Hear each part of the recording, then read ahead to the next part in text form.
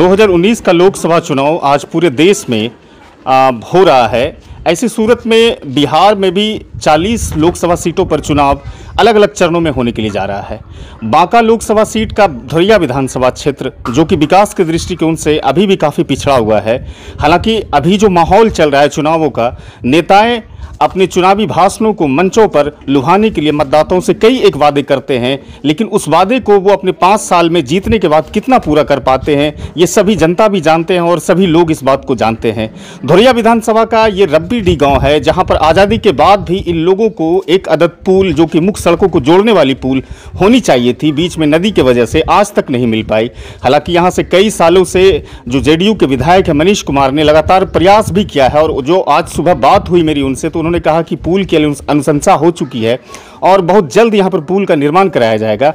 ऐसी सूरत में रब्बी डी गांव के बहुत सारे लोग हैं यहां पर और उनसे हम बात करने की कोशिश करेंगे कि जो अभी चुनाव का मौसम है, जिस तरह से चुनाव 18 अप्रैल को आपके बांका लोकसभा सीट पर होना है, उसको लेकर के आप लोगों की जो मूलभूत समस्याएं हैं वो किस तरह की समस्याएं हैं और इस मर्तबा आप लोग जो अपने प्रत्याशियों को जो मतदान करेंगे तो उसमें आपकी क्या सोच है, इसको लेकर के हम बात करेंगे। डॉक्टर उमर है यहाँ पर, इनसे बात करने की कोशिश करेंगे कि आपके गांव में जो एक सबसे बड़ी समस्या है पुल की, उस पुल के निर्माण के लिए आपने क्या क्या कोशिशें की?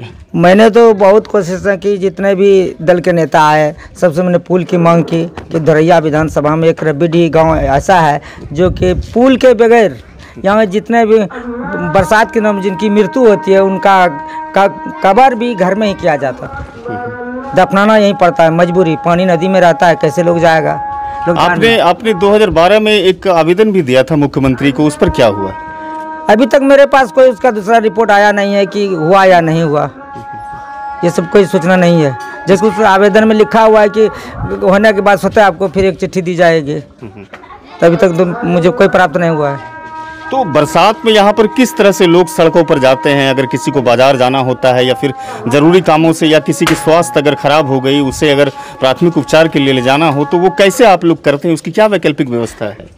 बरसात के दिनों में पानी अधिक हो जाने के बाद हम लोग क्या बरसात करेंगे, क्या व्यवस्था करेंगे? आप लोग वैसे ही रात घर में रहता है, अगर कोई छोटा उटा है रोगी तो पार हो गया, नहीं तो बड़ा आदमी बीमार पड़ा तो घर में रखिए, 1-2 दिन के बाद पानी सूखेगा तब ले जाइए। नहीं, सरकार तो कहती है कि 5 सालों में काफ़ी विकास हुआ है और मुख्यमंत्री नीतीश कुमार का भी कहना है कि 400 टोलों को मुख्य सड़कों से जोड़ने की बात सामने आई और जोड़ा गया उसको। तो ऐसे में रब्बी डी क्या उस 1400 गाँवों को जो जोड़ने की बात है उसमें वो रब्बी डी शामिल नहीं है? लगता है तो नहीं है, उस टोले में नहीं होगा, इसलिए नहीं, इसी कारण तो नहीं जोड़ा गया।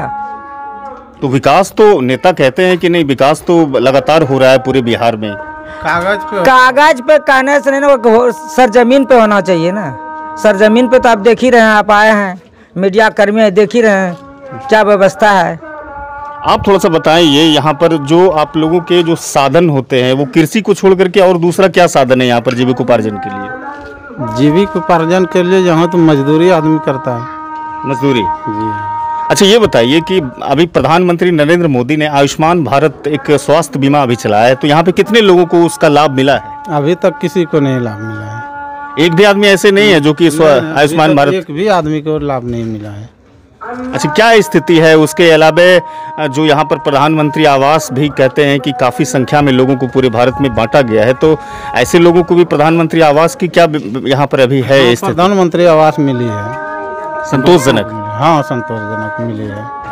चलिए, आपसे थोड़ा जानने की कोशिश करेंगे कि यहाँ जो 1970 का वो दशक याद आता है जब यहाँ पर हम लोगों ने जो पढ़ा है उसको देखा है। जो रब्बी डी में 1970 के दशक में बरसात के दिनों में यहाँ पर 2-2 लाशों को दफना दिया गया था, चूँकि यहाँ से 1.5 किलोमीटर की दूरी पर यहाँ जो दफनाने का जो कब्र होता है, जो कब्रिस्तान होता है वो दूर है यहाँ से, तो वो अभी भी भयावह स्थिति बनी हुई है। बरसात के दिनों में अभी भी दफन होती है क्या? बिल्कुल, ये बरसात के दिनों वही हालात जो 1970 में हुआ है, अभी भी वही हालात है। तो जयप्रकाश जी 5 साल में कोई व्यवस्था नहीं की? कोई व्यवस्था नहीं किया। जयप्रकाश जी तो अबो नहीं किया, जीत करके कभी ये हुआ तो वो नहीं आया है हमारे गाँव में, एक मरतबा भी नहीं आया है। यहाँ के स्थानीय जिला परिषद है रफीक साहब, उन लोगों ने इस तरह की समस्या को कभी दूर करने की कोशिश की? वो तो आपकी इस मरतबा में वो नदी में ये रोड जोड़ा है और तो कुछ नहीं किया है। अच्छा, उसके अलावा कुछ नहीं किया है? नहीं, कुछ नहीं किया। आप चाचा थोड़ा सा बताएंगे मुझे कि यहाँ पर जो अभी आप लोग रहते हैं तो बरसात के दिनों में बाहर निकलने में क्या असुविधा होती है? वो आता है तो हेली फेली के पार होता है। हेली के पार होइ छो? अच्छा। हाँ, तो फिर बरसात में हेली के जब पार हुए छो तो आदमी उदमी डूबे भी छे कि? डूबते नहीं, बच्चा एक डूबे के मर गया। अच्छा अच्छा। तो कोई नेता होता है इस पर कोई संज्ञान, कोई कार्रवाई नहीं करता है? को करवाए नहीं। अभी तो चुनाव हो रहा है, आपके सांसद जयप्रकाश जी थे, उनसे आप लोगों ने गुहार नहीं लगाई? ना, आप थोड़ा चाचा बताएंगे, थोड़ा सा आप बताएंगे क्या है स्थिति गांव की? यहाँ पर क्या सरकार के जो बड़े बड़े दावे हैं, जो अभी कहते हैं कि इतना इतना यहाँ पर आवास वितरण किया गया, प्रधानमंत्री आवास, आयुष्मान भारत का लाभ दिया गया, उज्ज्वला योजनाएं दी गई, तो क्या स्थिति है यहाँ पे? आपके घरों में गैस उस मिला है कि नहीं सरकार की तरफ से? मिल जाएगा धर लो जाओ जरा ही नहीं पा रहे हैं। क्यों? न पैसा आए कौड़ी की करबे, काफ़ी महंगा है रिफिल। तब 800-900 भरे लगे। तो सरकार के 5 साल के कामकाज से संतुष्ट है कि नहीं? काम कौन करवाता हमें? सरकार है, सरकार काम से तो संतुष्ट कोई काम नहीं। नहीं। तो यहाँ पे जो आपके स्थानीय स्तर के जो जनप्रतिनिधि हैं, नेता हैं, विधायक हैं, जिला परिषद हैं या फिर सांसद हैं, उन लोगों से आप अपने गांव की समस्या बताते हैं, शेयर करते हैं कभी? मैं कर लेता हूँ कुछ नहीं। आप तो काफ़ी युवा हैं, आप बताएं यहाँ की क्या क्या समस्या है यहाँ की? यहाँ पर बहुत समस्या है, लेकिन कोई नेता यहाँ कोई समस्या को पूरा नहीं कर सका है। तो आप तो अगर इस चीज़ों को अगर आप देखते हैं कि कोई नेता यहाँ पर समस्या हल नहीं करता है, तो ऐसी सूरत में यहाँ 2019 का लोकसभा चुनाव भी हो रहा है 18 अप्रैल को, तो क्या ये जस की तस समस्या ऐसे ही बनी रहेगी या फिर आप लोग इसका वोट बहिष्कार भी करने की बात सामने आ रही थी? कुछ लोगों से हमने बात किया था आज। हाँ, तो इसके वोट बहिष्कार का बात चल रही थी, लेकिन अब तक कुछ हुआ नहीं है। ये तो इलेक्शन से पहले, हम लोग को चुनाव से पहले वोट बहिष्कार करना चाहिए, तब कोई नेता कोई करेंगे उपाय हम लोग। यहाँ पर कुछ ऐसे भी छात्र हैं क्या जो स्टूडेंट क्रेडिट कार्ड का लाभ मिला हो किसी को पढ़ने के लिए? नहीं है, यहाँ तो अभी वैसा कोई छात्र नहीं है जिसका स्टूडेंट क्रेडिट कार्ड का लाभ मिले। अच्छा, मुद्रा लोन जो प्रधानमंत्री का एक महत्वाकांक्षी योजना है, मुद्रा लोन के माध्यम से जो यहाँ पर स्टार्टअप के लिए जो लोन दिया प्रोवाइड किया जाता है ताकि वो बिजनेस करके आगे बढ़ सके, तो क्या मुद्रा लोन भी इस गाँव में मिला है? नहीं, किसी को मुद्रा लोन नहीं मिला अभी तक, कोई जानता भी नहीं इसके बारे में क्या मुद्रा। आप क्या करते हैं बताइए? हम BA फाइनल किए, ग्रेजुएशन, और यहाँ पे हम काम कर रहे हैं दुकान में, दुकानदारी कर रहे हैं। तो क्या ग्रेजुएशन इसलिए किए हैं कि दुकानदारी कर सकें? जी, सरकार का ऐसा कोई आ ही नहीं रहा है जिसमें हम फॉर्म भर सके और नौकरी कर सके। तो फिर ये ग्रेजुएशन का क्या उद्देश्य रह जाता है? जी, जहाँ तक होता है करते हैं, और अभी आगे बिजनेस कर रहे हैं।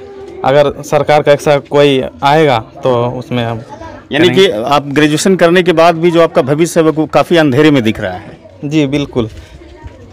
तो ये बताइए आपके फिर आप अगर आपको जॉब नहीं आती है, आपके पास जॉब नहीं मिलता है आपको, तो ऐसी सूरत में फिर तो काफ़ी मुश्किल हो जाएगा कैरियर को संवारना। जी, वैसे हम यानी किसान है मेरे अब्बा लोग, तो हम भी किसान ही बनेंगे आगे चल के। जी, तो ये रब्बीडीह गांव जो कि बांका लोकसभा का था वो धुरिया विधानसभा में आता है। यहाँ से जो विधानसभा मुख्यालय है वो धुरिया यहाँ से काफ़ी नज़दीक है। मुझे लगता है ऐसा कि 2-3 किलोमीटर के फासले, 5 किलोमीटर के फासले पर है। लेकिन बड़ी ही अजीबोगरीब दास्तान है कि इतने नज़दीक होने के बावजूद भी, जबकि धुरिया एक ऐसा क्षेत्र है जहाँ पर नेताओं की बहुत बड़ी तादाद है।